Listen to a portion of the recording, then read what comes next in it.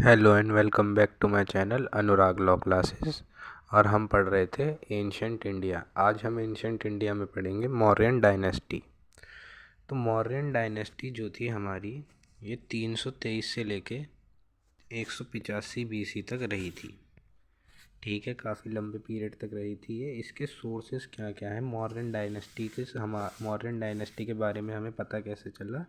तो सबसे पहले तो एक किताब है अर्थशास्त्र, जो कि चाणक्य, विष्णुगुप्त, कौटिल्य, ये एक ही आदमी के नाम है। इसको 3 नामों से जाना जाता है। इसने एक किताब लिखी थी, तो इसके बारे में हम इस किताब से हमें मौर्यन डायनेस्टी के बारे में पता चलता है। और ये जो किताब थी, ये जो है पॉलिटिकल नेचर में थी, मगर अर्थशास्त्र का मतलब ज़्यादातर लोग समझते हैं कि इकोनॉमिक्स होता है। दूसरी जो किताब थी वो थी इंडिका, जो कि लिखी गई थी, जो कि मेगास्थनीज ने लिखी थी। तीसरी किताब है महाभेष्या, जो कि पतंजलि ने लिखी थी। चौथी किताब है मुद्राक्षस, जो कि विशाखा दत्त ने लिखी थी। और पांचवी किताब है कल्पसूत्र, पांचवी बुक है कल्पसूत्र, जो कि भद्रबाहु ने लिखी थी। इन सब किताबों से हमें पता चलता है कि मौर्यन डायनेस्टी के बारे में। और सिक्स्थ किताब है हमारी, छठी किताब है कथा सरित सागर, जो कि सोमदेव ने लिखी थी। और सातवीं किताब है हमारी अष्टधाई, जो कि पन्नी पनानी ने लिखी थी। अब हम पढ़ते हैं आर्कियोलॉजिकल सोर्सेज मौर्यन डायनेस्टी के। तो मौर्यन डायनेस्टी में जो है इंस्क्रिप्शन यूज़ हुई थी, वो अशोका ने जो अशोका के इंस्क्रिप्शन से हमें पता चलता है। अशोका ने जो पिलर बनवाए थे, उनसे भी हमें मौर्यन डायनेस्टी के बारे में पता चलता है। और मौर्यन डायनेस्टी जो है काफ़ी पुरानी डायनेस्टी है। और इस डायनेस्टी में ब्रह्मी या फिर कारोसती स्क्रिप्ट चलती थी। और जो ब्रह्मी या फिर कारोसती स्क्रिप्ट थी, ये जो जेम्स प्रिंसेप हैं, इन्होंने 1837 में इसको पढ़ा था सबसे पहले। जो अशोक था, इनने 14 स्टोन एडिक्ट्स बनवाए थे और 7 इन्होंने पिलर बनवाए थे। ठीक है, आगे पढ़ते हैं इसके मौर्यन डायनेस्टी के फाउंडर के बारे में। तो मौर्यन डायनेस्टी के फाउंडर हैं चंद्रगुप्त मौर्य। चंद्रगुप्त मौर्य का जो पीरियड है वो है 323 से लेके 298 बीसी तक। और इन्होंने कैपिटल बनाई थी, अपनी राजधानी बनाई थी पाटलिपुत्र को। जो चंद्रगुप्त मौर्य हैं, ये फाउंडर हैं मौर्य डायनेस्टी के, जो कि मगध में थी। इन्होंने धनानंद को मारा था चाणक्य की मदद से, और फिर ये मगध के राजा बन गए थे 25 साल की उम्र में चंद्रगुप्त मौर्य। पुल तरक में इन लिखा गया है कि जस्टिन जो है इनका बेटा, उनके पास 6,40,000 लोगों की फौज थी चंद्रगुप्त के पास। ठीक है, तो ये जो चंद्रगुप्त है, ये इसीलिए ही पहला चक्रवर्ती सम्राट कहा जाता है। चंद्रगुप्त मौर्य ही हमारा सबसे पहला चक्रवर्ती सम्राट कहा जाता है। और चंद्रगुप्त मौर्य ने एक लेक बनवाई थी, उसका नाम है सुदर्शन लेक, जो कि गिरनार गिरनार पहाड़ी में है, गिरनार पहाड़ी पे है गुजरात में। और इसने पहला रेनोवेशन करवाया था रुद्र दमन का, जो कि शक वंश का था। और इसमें इनने जूनागढ़ इंस्क्रिप्शन लिखवाई थी। ये जूनागढ़ इंस्क्रिप्शन जो है, ये सबसे लंबी इंस्क्रिप्शन है संस्कृत लैंग्वेज की। ठीक है, और इस जूनागढ़ का रेनोवेशन, सेकंड रेनोवेशन स्कंदगुप्त ने करवाया था, जो कि था गुप्त वंश का। ठीक है, 305 बीसी में सेल्यूलस निकेटर का आक्रमण होता है 305 बीसी में। और 305 बीसी में फिर इनकी एक ट्रीटी होती है, फिर इनकी एक संधि हो जाती है कि सेल्यूलस निकेटर ने अपना काबुल, कंधार और जरदोसा जो है चंद्रगुप्त मौर्य को दे देता है उस ट्रीटी में। और हेलेना को चंद्रगुप्त मौर्य से शादी करनी पड़ती है। और सेल्यूलस निकेटर का जो राजदूत होता है मैगथनीस, उसे भेज दिया जाता है चंद्रगुप्त मौर्य की कोर्ट में। मैगथनीस ने ही इंडिका नाम की किताब लिखी थी। ठीक है, आगे पढ़ते हैं। जो चंद्रगुप्त मौर्य था, जब चंद्रगुप्त मौर्य जो सेल्यूलस निकेटर और चंद्रगुप्त मौर्य के बीच में एक ट्रीटी हुई थी, तो उस ट्रीटी के बीच में चंद्रगुप्त मौर्य ने 500 हाथी अपने सेल्यूलस निकेटर को दिए थे। और 300 बीसी में पहला जैनिज़्म काउंसिल हुआ था पाटलिपुत्र में।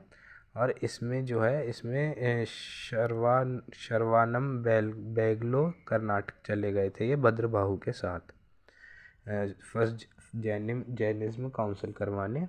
और फिर जो है चंद्रगुप्त मौर्य 298 बीसी में मर गए थे, इनकी मृत्यु हो गई थी 298 बीसी में सल्लखामा या संथारा, जिसे जो कि इन्होंने संथारा के द्वारा अपनी जो है मृत्यु कर ली थी खुद ही।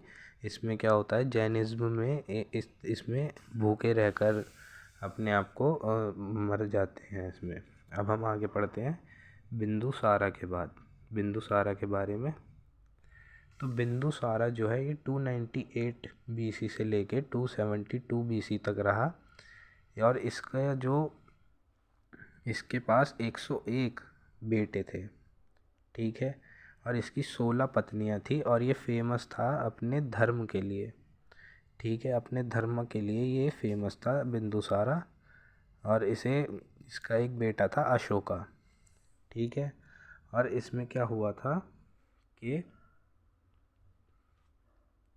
इसने सूजिम को जो है गवर्नर बना दिया था तक्षशिला का, मगर और इनने फिर अशोका जो इसका बेटा था उसको गवर्नर बनाया था इनने अवंती का, ठीक है। अशोक ने इसके 99 जो ब्रदर थे इसके बिंदुसारा के 101 लड़के थे, मगर अशोक इसका जो लड़का था उनने अपने 99 भाइयों को मार दिया था, मगर तिस्सा को इनने छोड़ दिया था, ठीक है। और तिस्सा जो है फिर श्रीलंका भाग गया था इसी वजह से, ठीक है। और इसके बाद क्या होता है कि एक रिवोल्ट होता है, एक विद्रोह शुरू हो जाता है तक्षशिला में।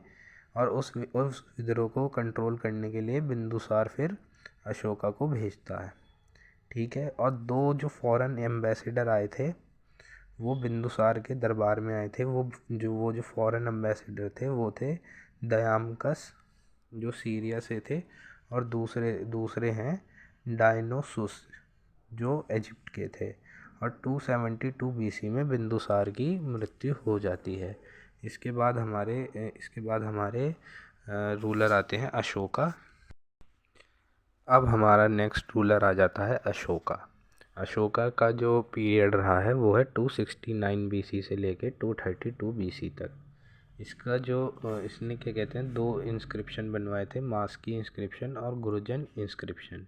जो अशोका था ये सबसे ग्रेटेस्ट रूलर माना जाता है मौर्यन डायनेस्टी का। इसने अपने 99 भाइयों को मारा था और रुद्रगुप्त की मदद के साथ, और फिर ये अपना नेक्स्ट रूलर बन गया था मौर्यन डायनेस्टी का। इसने जो है शादी करी थी महादेवी से, जो कि प्रिंसेस थी, राजकुमारी थी उज्जैन की, ठीक है।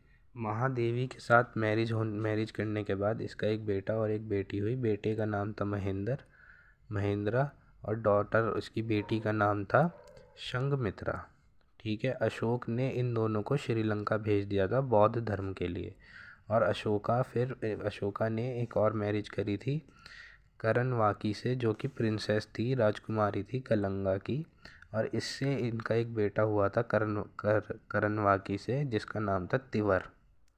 और अशोक ने फिर एक और शादी करी थी पद्मावती से, जिससे उनका बेटा हुआ था कुणाल, ठीक है। और उस कुणाल का बेटा था दशराट, ठीक है, जो कि ग्रैंडसन हुआ अशोक का। फिर इन 8th period of his ruling period, मतलब कि जो इसका आठवां जो साल था रूलिंग पीरियड का, जो कि 261 बीसी था, उसमें इसका हुआ कलिंगा का युद्ध, कलिंगा वॉर। कलिंगा वॉर के टाइम पे, कलिंगा का मतलब होता है कि हाथी होता है कलिंगा का। और कैपिटल थी उस टाइम पे तोशाली या फिर तोसी। और इस लड़ाई का रीज़न ये था कि कलंग के जो हाथी थे वो बहुत फेमस थे, तो वहाँ से हाथी लेके आ रहे थे। और उस टाइम पे रूलर थे नंदराज, ठीक है। और वहाँ पे एलिफेंट केव इंस्क्रिप्शन है खारवेल में, वहाँ से ये पता चलता है। ठीक है, जो कि चेदी वंश के टाइम पे बनवाई गई थी। खारवेल एलिफेंट केव है वहाँ पे, और नंदराज उस टाइम पे वहाँ के रूलर थे।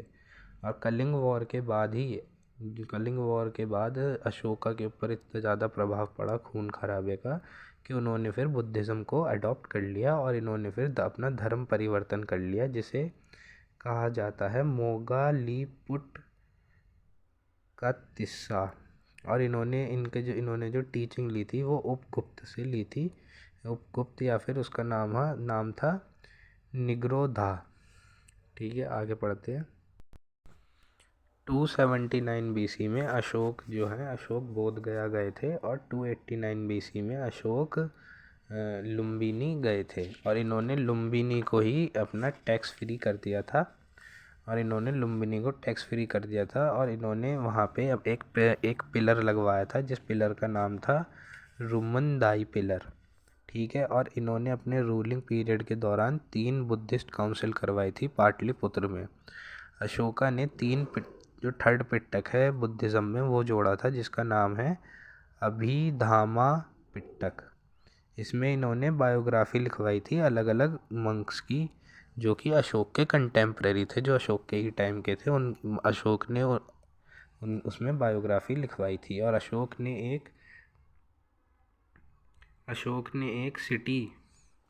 एक सिटी का भी निर्माण करवाया था, जिसका नाम था श्रीनगर। और अशोक ही वो पहले रूलर थे जिन्होंने नेशनल पार्क बनवाए थे भारत में। ठीक है, और इसके बाद इन्होंने एनिमल जो बलि दी जाती है जानवर की, उसको भी इन्होंने बंद करवा दिया था अशोक ने। और अशोक ने सांची का स्तूप मध्य प्रदेश और धामखेड़ा स्तूपा उत्तर प्रदेश में बनवाया था। ठीक है, और ये जब इनकी मृत्यु होने वाली थी, जब इनकी लास्ट स्टेज थी, तब इन्होंने बाबर केव्स दी थी इन्होंने आजीविकास को। और लास्ट रूलर जो था मौर्यन डायनेस्टी का, वो था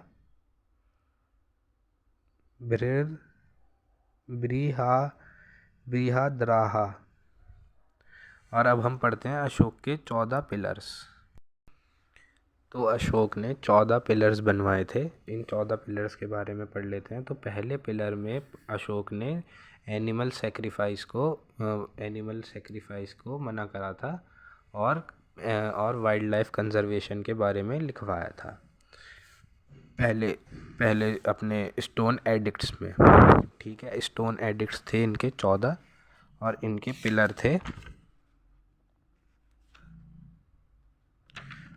इनके 5 पिलर थे, और 14 स्टोन एडिक्ट्स थे।